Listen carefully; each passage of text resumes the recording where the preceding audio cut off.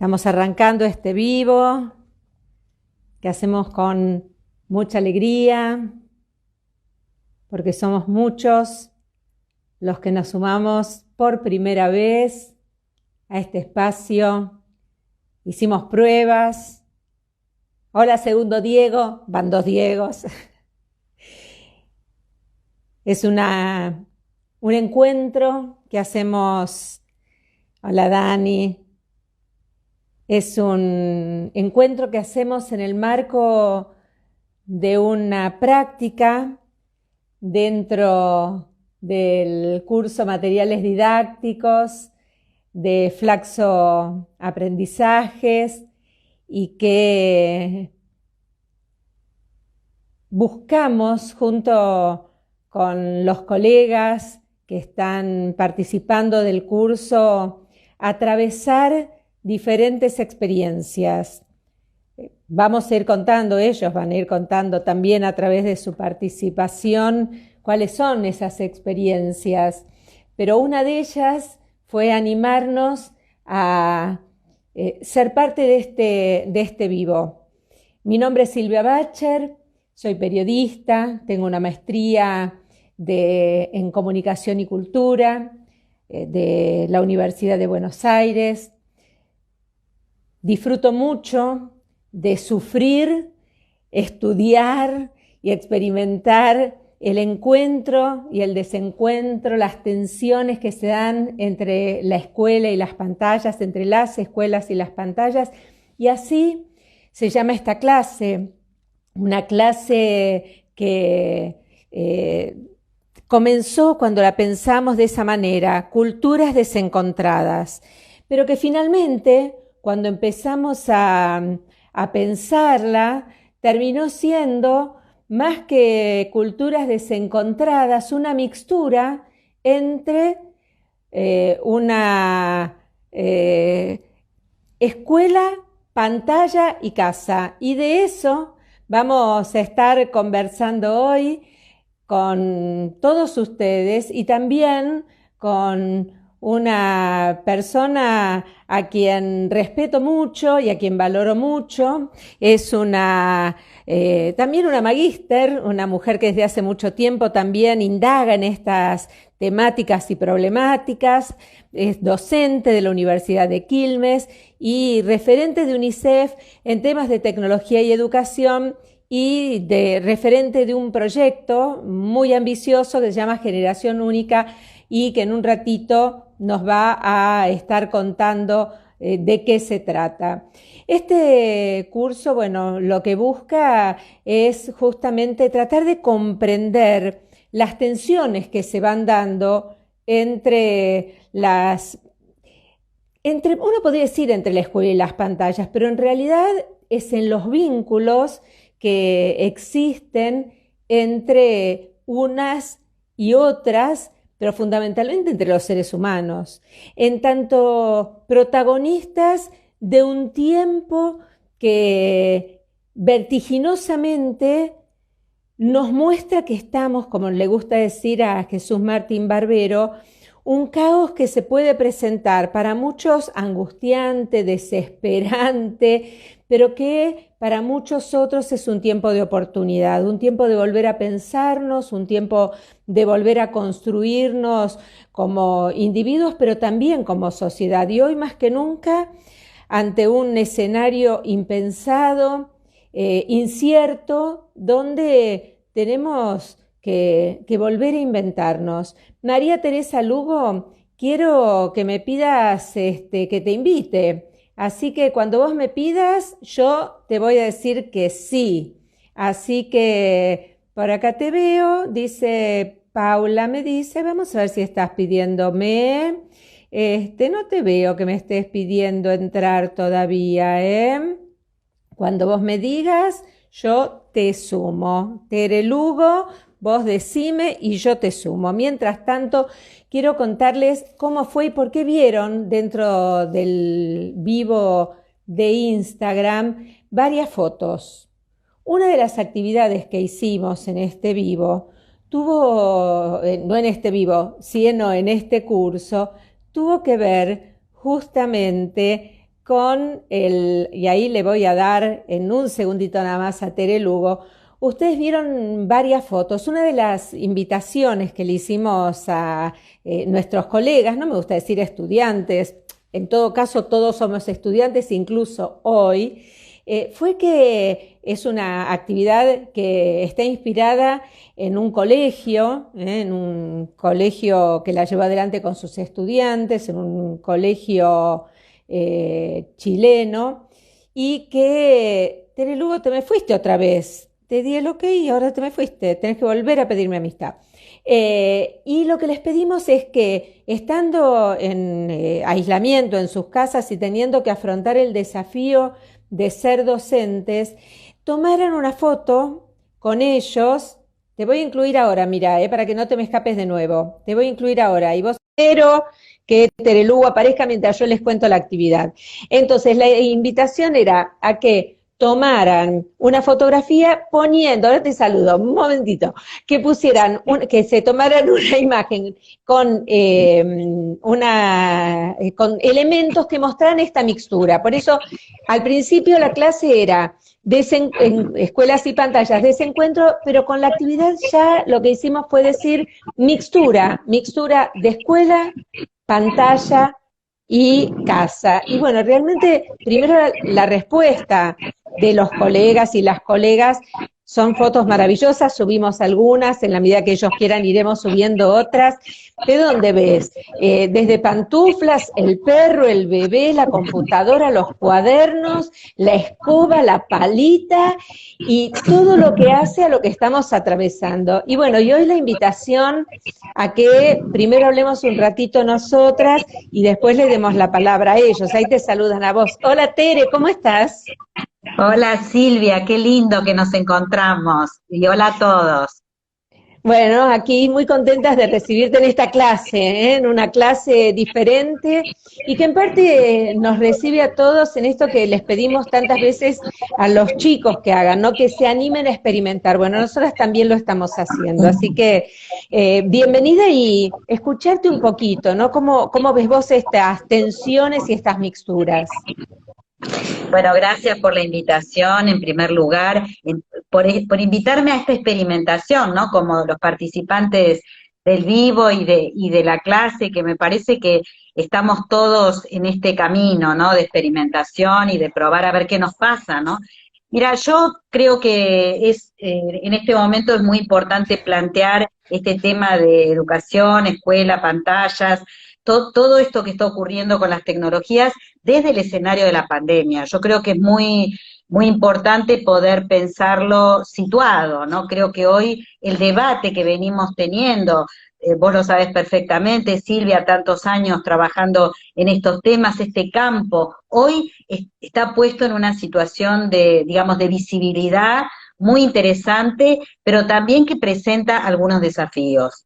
Entonces, en primer lugar, me parece que esta situación de emergencia invita a pensar que no elegimos estar, o sea, no podemos escapar emocionalmente de lo que nos está pasando. Esta es una primera cuestión que me parece importante plantear. La segunda tiene que ver con la ruptura Pero de las ahí rutinas. ponerle un cartel Sí, grande, Tere, de decir, esto no es educación a distancia, no es educación virtual, exactamente, esto es una exactamente. emergencia. Por eso, me parece que esa es una primera cuestión para los que estamos en el tema de educación virtual. Yo lo digo desde otro lugar, lo pensaba así, mira, cuando decía cómo para esta conversación, y decía, esto es una especie de educación a distancia en emergencia. O sea, esa distancia porque no es solamente a través de la tecnología, sino que también esto que está ocurriendo en muchas instituciones de usar cuadernillos papel, en zonas sin conectividad, pero digo, me parece que replantear esto es un tema importante y que baja también el nivel de las expectativas de pedirle a la tecnología y desde una visión casi te diría ingenua, de suponer que va a resolver el tema de la pandemia, de la educación en pandemia, y que tiene que ver con la emergencia. Y después, la otra cosa que, como para empezar la charla, quería comentar, tiene que ver con no confundir educar con escolarizar, ¿no? Yo creo que estos son dos conceptos fuertes, uno quizás es más amplio que el otro, educar es más amplio que escolarizar, pero creo que eso también ubica en cuanto a las expectativas del momento que estamos viviendo. Ni los docentes, o sea, ni la familia son los docentes, ni el hogar es la escuela. Creo que esta cuestión también baja el nivel de la expectativa y plantea, yo te diría, distintos escenarios. Tenés escenarios vinculados con buena conectividad, con más de un dispositivo en cada hogar y con expertise y con habilidades digitales, tanto a nivel de los estudiantes como de los cuidadores, padres, abuelos o quien sea, pero después tenés otras realidades. Hay zonas donde te encontrás que no hay buena conectividad, en otras que no hay ninguna conectividad, y en otras donde lo que te encontrás es que no hay suficiente expertise de los docentes para hacer un uso potente, un uso fuerte para la enseñanza de la tecnología. Entonces creo que esto de poder pensar la diversidad de territorios, diría yo, nos lleva a plantear el tema de la desigualdad y la inequidad, que yo creo que no tenemos que olvidar que en contexto de emergencia esto se hace mucho más fuerte y más evidente. Claro, y tener, a mí me gustaría poner aquí, así como antes resaltamos una palabra, poner también un resaltador diciendo la conectividad es un derecho humano. Y esto lo tenemos que tener en cuenta a la hora de exigir políticas públicas sostenidas, que no se interrumpan, no solamente con la distribución de equipos, de dispositivos para los estudiantes, para los docentes, para los establecimientos, después se verá cuáles, de qué manera, si uno por alumno, si uno por escuela, si uno por familia, pero otro tema es la conectividad, es un derecho humano, no lo digo yo, lo dicen las Naciones Unidas, y esto tiene que ser una prioridad, porque la desigualdad que significa para un país que algunos tengan acceso y otros no, es fundamental. Y segundo, la formación de los docentes para poder, como decías vos, garantizar que el acceso que se haga, el uso que se haga de ese acceso sea realmente significativo y de un valor distinto a la vida de esas personas. Me parece que ahí está la diferencia, una de las diferencias entre la escolarización y la educación a la que hacías referencia, y que también quiero traer algunas de las palabras. Vamos a pedirle a aquellos que están participando que también de a poquito empiecen a formularnos comentarios o preguntas para que podamos ir sumando, porque algunas de las preocupaciones que tenían los colegas durante el curso muchos traían la palabra desafío, creatividad en este tiempo, algo muy entusiasta, y otros muchísima preocupación y angustia y mucha desconfianza de la tecnología, como si dependiera de la tecnología, de esos... sí, de estos dispositivos, lo que pueda suceder o no. Y ahí, bueno, ahí viene tu comentario. Sí, yo creo que este desafío o este temor en algunos casos y también cierta sensación de atosigar que hay en el colectivo docente hoy, esto es totalmente entendible. Yo creo que tenemos que, por eso decía, primero mapear el territorio, saber quiénes son nuestros estudiantes, saber quiénes son las familias de nuestros estudiantes y poder a partir de ahí pensar en definitiva cómo vamos a encarar lo que es la propuesta de enseñanza.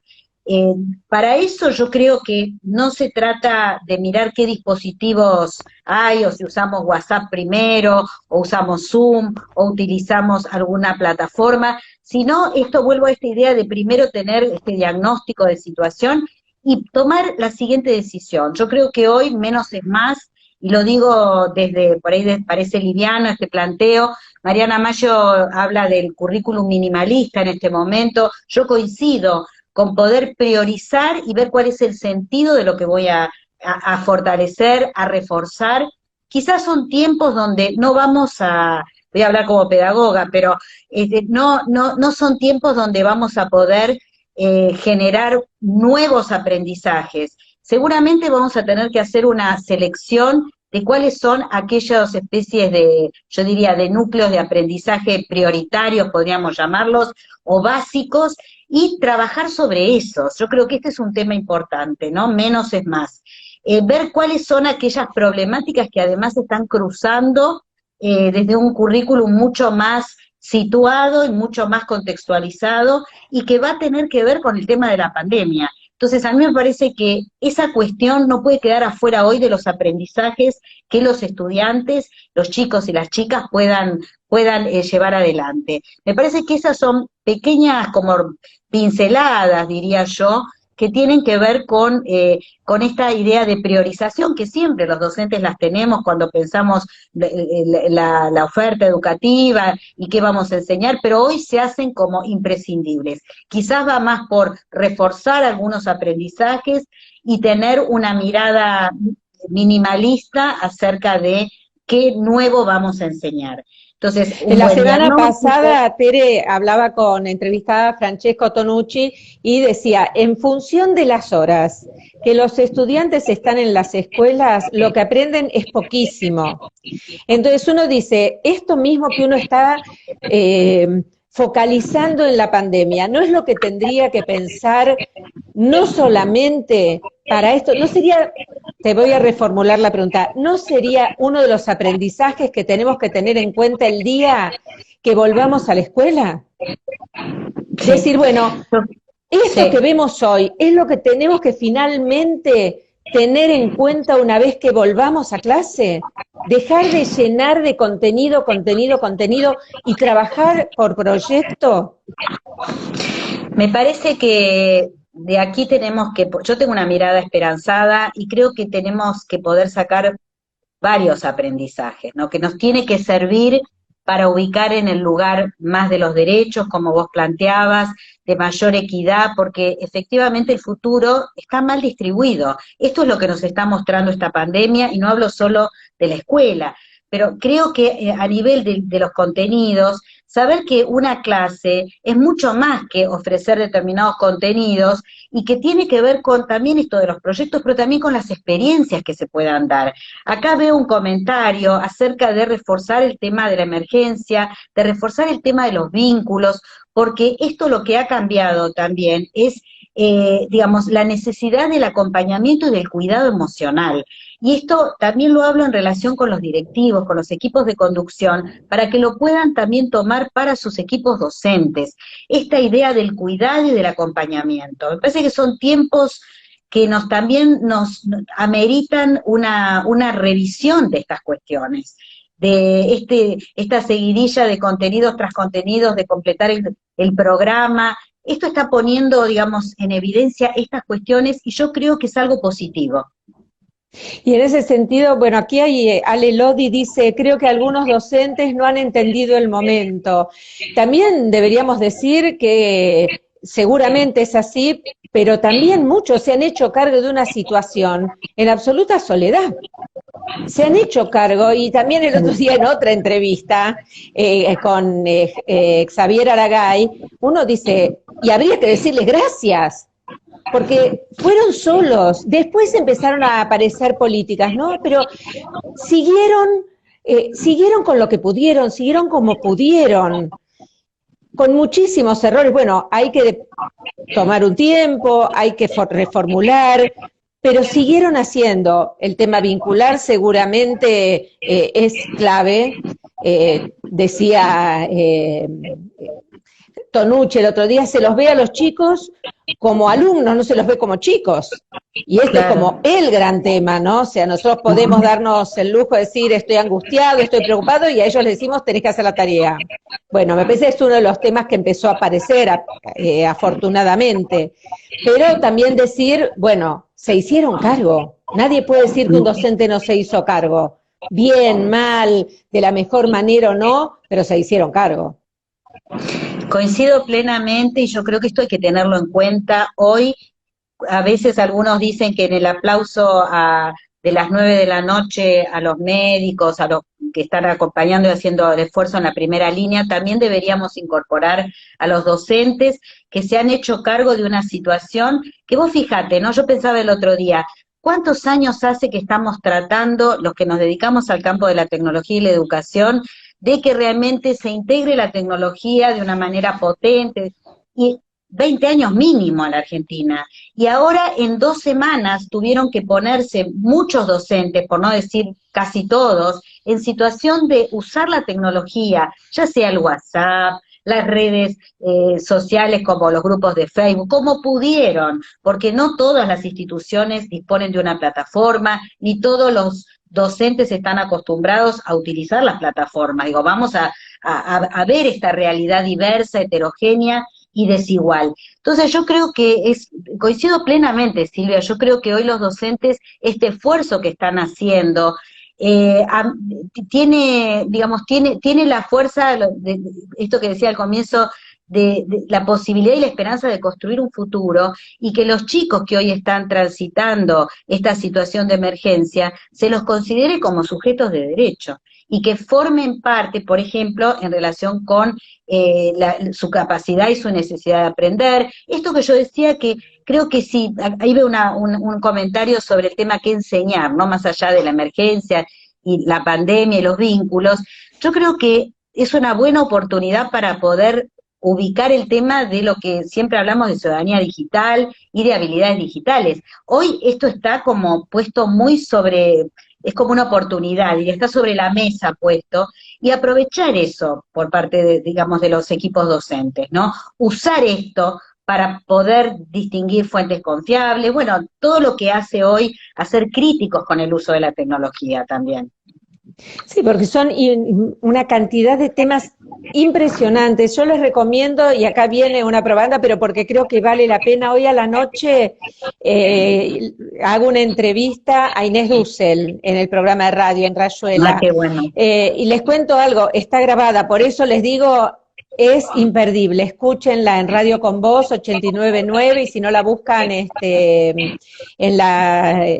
por internet, escucharla, si no después mañana la vamos a subir a la página silviabacher.com.ar, pero de estos temas hablamos y realmente hay conceptos que son imperdibles, vale la pena escucharla. Hay también una docente, creo yo que es una docente porque habla en primera persona del plural, y dice que nos cuiden a los docentes, y sí, es así.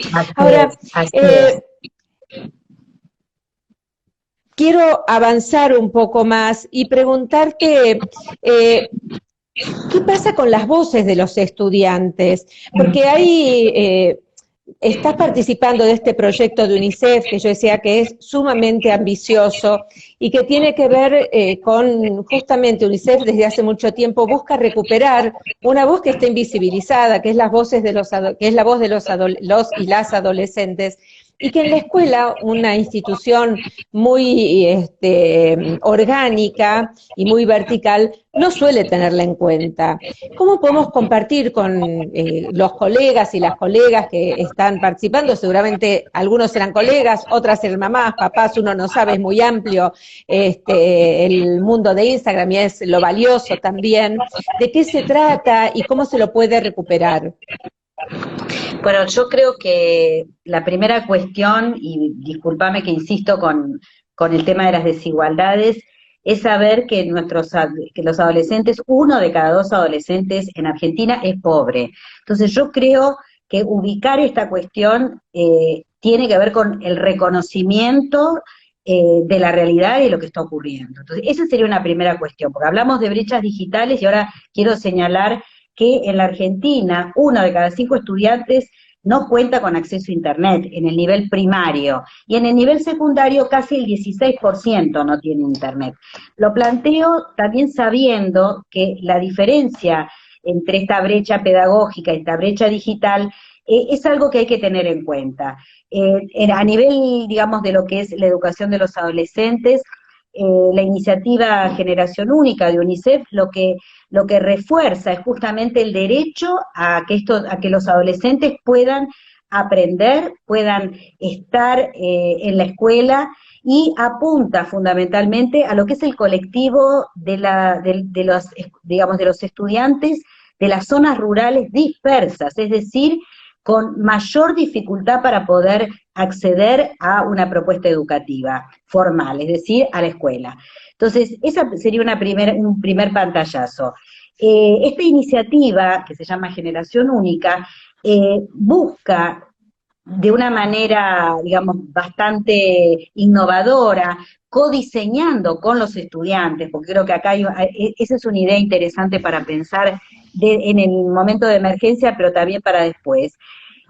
Buscar cuáles son sus necesidades, cuáles son sus expectativas y generar instancias de participación muy, muy genuinas que tenga que ver concretamente a nivel de las escuelas y de la escolaridad del sistema educativo, la idea de los centros de estudiantes, donde ese sería como un órgano formal de participación que en el caso de las escuelas rurales está bastante, digamos, dejado de lado, y sobre todo en los contextos de mayor vulnerabilidad y de mayor dispersión, ¿no? Piensen que hay escuelas e instituciones que tienen muy poquitos alumnos, y esto hace quizás más complicado, pero por eso creo que esto que vos decís, Silvia, de ubicar en las necesidades y en las expectativas de quiénes son los alumnos que hoy tenemos en las aulas, que tienen diferencias tanto intergeneracionales, por ejemplo, en relación con el uso de la tecnología, pero también diferencias intrageneracionales. Ese reconocimiento de la diversidad creo que es lo que nos va a ayudar a poder pensar propuestas ahora en la emergencia, pero después a posteriori de una escuela mucho más a la medida de lo que necesitan nuestros jóvenes y nuestros adolescentes. Un desafío enorme para la escuela que está funcionando hoy, que es una escuela que no es una escuela, es una educación muy particular, porque es una mixtura donde es una educación particular, lo decías vos de esa manera, ¿no? Es una educación que Inés Dussel llamaba el otro día en una conferencia la escuela en pantuflas, donde Sí. todos participan y donde hay demasiadas opiniones y muchas veces demasiada poca infraestructura de todo tipo. Entonces las desigualdades quedan muy a la vista, donde muchísimos estudiantes están quedando afuera, y uno de los grandes desafíos, y esto lo decía el ministro de la Nación también, el gran desafío va a ser y ya es pensar cómo se va a recuperar a toda esa infancia y adolescencia que está quedando afuera porque ni siquiera tiene un WhatsApp y no le llegan los cuadernillos, cómo es recuperarlos, y también cómo va a ser la vuelta a clase, cómo la imaginás. Bueno, me parece que este es el tema, todos los países se están planteando esta cuestión, no es solamente Argentina. Aquellos que ya tienen más avanzado están saliendo de la cuarentena, vos lo ves, proponiendo alternativas diversas que van desde el distanciamiento, por supuesto, para la cantidad de niños por aula y de adolescentes por aula, también la selección de algunos cursos para empezar, y también esta cuestión vinculada con la temporalidad, es decir, algunas horas unos o algunos días un grupo, otros. Yo creo que parte de toda esta cuestión nos va a acompañar mucho tiempo, con lo cual, o por lo menos más tiempo que lo que sean estos meses, con lo cual vamos a tener que inventar, ¿no? Digamos, los decisores políticos, pensar modelos que puedan ser sostenibles además. Yo me imagino modelos híbridos, esto es lo que estoy pensando, vinculado con algunas cuestiones más a distancia, otras cuestiones con más virtualidad o menos virtualidad, en función, vuelvo a estos escenarios. Hoy, inclusive, te diría una cosa, hay una gran desigualdad en relación con las provincias. Las provincias del NE y del NOA tienen mayor desigualdad vinculada con el acceso a Internet. Y después está qué acceso a Internet tenés, es decir, no todas las conexiones son suficientes, es decir, que esta gran variedad, inclusive te agrego otro tema que el otro día discutíamos en el grupo de investigación en la universidad, y es que también algo que hay que tener en cuenta es las comodidades dentro del hogar para poder tener un espacio de privacidad para hacer las tareas, para poder responder las propuestas educativas, didácticas o lo que fuera, con lo cual me parece que por eso estoy pensando más este modelo híbrido, donde seguramente no vamos a volver a la normalidad que estamos acostumbrados. Y yo te digo, como hablábamos hace un ratito, soy esperanzada de que esto pueda traccionar también otros cambios a, digamos, lo que es hoy la propuesta más, no en todos los casos, pero en muchos casos más tradicional, ¿no? Del modelo educativo. Ahí tenemos una pregunta más, vamos a seguir un ratito más nada más y después los vamos a liberar, pero queríamos hablar sobre estas tensiones que tienen que ver, primero lo pensamos con las pantallas desencontradas de la escuela, pero hoy ya lo vemos como esta mixtura que trae nuevas tensiones, por supuesto, no diría más complejas, sino diferentes, que tienen que ver ya con esta mixtura de escuela, pantalla y hogar. Y hay una pregunta, dice, quiero acercar una pregunta, ¿qué hacemos con esta iniciativa de hacer las valoraciones de procesos de los estudiantes y omitir las notas y evaluaciones? Los comentarios que han surgido apuntan, y bueno, como hay poco espacio, se terminó ahí el comentario, pero bueno, habla de las evaluaciones y las definiciones que se han tomado en la ciudad y que también tienen repercusiones a nivel nacional, ¿no? Bueno, yo creo que vuelvo a esto de que estamos haciendo educación en emergencia. Esto no lo tenemos que olvidar. Y también recordar que evaluar no es calificar. Digamos, la calificación o la acreditación forma parte, evidentemente, del proceso de evaluación, pero yo creo que estamos tendiendo más a modelos más, en este momento, modelos más de una evaluación formativa, podríamos decir, no quiero entrar en cuestiones técnicas, pero que pueda más sugerir, orientar, proponer, compartir. Porque creo que este modelo más tradicional nuevamente de lo que sería la evaluación hace agua en este contexto. Entonces soy más proclive a profundizar las evaluaciones de proceso, esto que yo planteo como evaluación formativa, y que pueda ir también valorando aquellas cuestiones que realmente estamos nosotros poniendo como prioridades y recuperando el sentido, vuelvo a esto, de que estamos educando en emergencia. Una situación que es inédita, porque la que tuvimos cuando fue por lo menos de los últimos años me refiero, lo que fue la gripe A es una versión mucho más pequeña del impacto que esta pandemia va a traer en todo. Por eso empecé hablando también del impacto emocional que esto está teniendo en cada uno de los sujetos que forman parte de la comunidad y de la comunidad educativa. Emocional, económico, de todo tipo. Y en ese sentido uno como adulto se puede permitir determinadas licencias, decíamos antes, desde las angustias, las depresiones, las búsquedas diferentes, los problemas que afronta y le pide a los chicos estudien, estudien, estudien. Entonces comprender que es un tiempo distinto, un tiempo otro, dice Dussel, ¿no? Y entender que hay procesos distintos de aprendizaje, que la educación, vos decías escolarización o educación, también comprender que estos procesos emocionales hay que transitarlos como de manera individual, familiar y social, colectivamente, vincularmente, y en eso cuando uno dice, bueno, me dan miedo las tecnologías que nos alejen de otros, bueno, hay espacios entre los estudiantes, entre las familias, entre los alumnos y los docentes, que hay que vivirlos. Más de un docente te dice, sobre todo de secundaria, cuando empezó la pandemia, yo tuve una clase con mis estudiantes. ¿Cómo les puedo dar clases si los vi una vez? Y no tengo, en el contexto de mi escuela, pienso en una directora con la que hablé, dice, en el contexto de mi escuela, los estudiantes, una escuela pública, los chicos no tienen, no es que no tienen Zoom, muchos no tienen ni siquiera un celular para mandarles un WhatsApp. ¿Cómo voy a preguntarles si hicieron la tarea, si cuando vienen a buscar el bolsón sé que no les alcanza para la comida de la semana? Entonces, bueno, tratar de empezar a pensar que es un tiempo donde uno puede construir otros aprendizajes.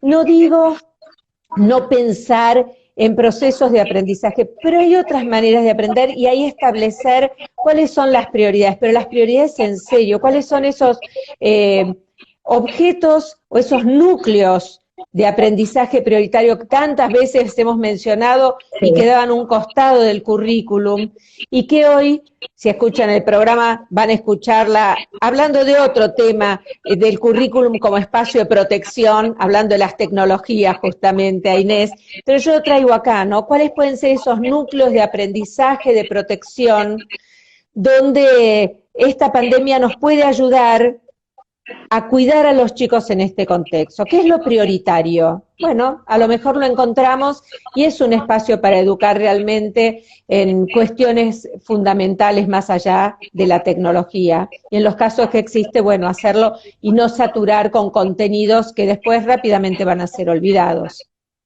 No sé si hay Yo creo alguna que otra pregunta, Tere, que estés viendo y que yo quieras. A mí se me escapó ahí no. una G, pero no es nada, no es un mensaje oculto, ¿eh? Acá Diego dice qué opinan de la decisión de la UBA de suspender todo hasta el 1 de junio en pos de sostener la excelencia académica. Bueno, Eso digamos, se suspendió, creo, ¿eh? claro, Eso es que no, además cada eso fue facultad, una resolución, eso tengo como claro, eso tengo información como periodista. Esa fue una resolución del rectorado que fue sí, quedó sin efecto. rápidamente desestimada por las facultades, que aparte tenían, en lo personal me parece que era un poco obsoleto, pero aparte existían herramientas legales para que las distintas facultades pudieran avanzar muchas tenían experiencias con campus virtuales, pero aparte Claro, tenían la posibilidad de dictar clases a distancia, virtuales, y la evaluación darla más adelante, así que eso la mayoría avanzó y está avanzando cada uno como puede, como lo están haciendo las escuelas primarias y secundarias, y en muchos casos también la educación inicial, en los casos que pueden, que son más sí. ciertamente las escuelas privadas, ¿no? Sí, yo creo, retomando esta última cuestión que vos planteabas, Silvia, creo que son tiempos de reformar, de revisar y de recuperar el concepto de confianza, ¿no? De confianza en el otro, de confianza en los vínculos. Y en ese sentido estaba pensando que quizás a futuro, ¿no? Después de la pandemia y en esto de la pospandemia, quizás hasta es posible revisar la idea de unidad educativa, que quizás la escuela, como unidad, va a tender más a pensar a nivel de un grupo de instituciones, de una red de instituciones educativas, de escuelas, de institutos de formación docente, de pensar una ampliación en relación inclusive con qué tiene cada una de las instituciones y que pueda fortalecer una red potente para la educación, ¿no? Entonces me estoy imaginando que quizás la escuela como una unidad vamos a tener que ampliarla y fortalecer con otras instituciones, con otros organismos, con otros actores, que de hecho hoy, en medio de la emergencia, han aparecido como con fuerza y con un lugar importante para poder responder a las necesidades y a los problemas que están surgiendo.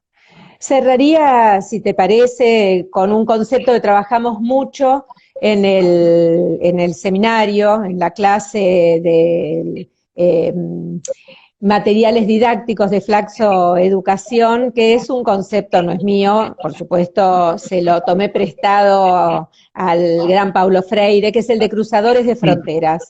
Él no lo usa para los docentes, pero yo creo que es clave en este momento para pensar el rol docente, tanto en el campo de la tecnología como en el sentido de ser docente, ¿no? Esta necesidad de saber que uno solo no puede, que necesita de otros docentes, de otros espacios, de otras instituciones, que nos permitan comprender que somos una red, no somos uno, somos una trama.